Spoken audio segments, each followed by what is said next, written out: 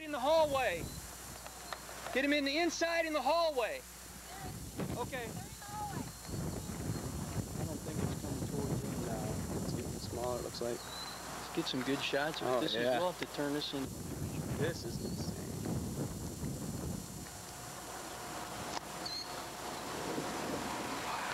Everybody is back from the pool on the Yeah, everybody is.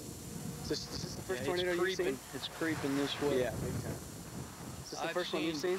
Well, that's the biggest one I've ever seen. That is just That's crazy. a big tornado. That's about an F. That's about an F 2 or 3. I gotta call my... Home video shot by Reverend Tom Zofra shows what witnesses describe as a very wide funnel cloud. She spread the word. Her co-worker. The pressure changes your ears. You can feel it in your ears. And when I was standing there, it was like I could feel it passing over by. You know, just because. To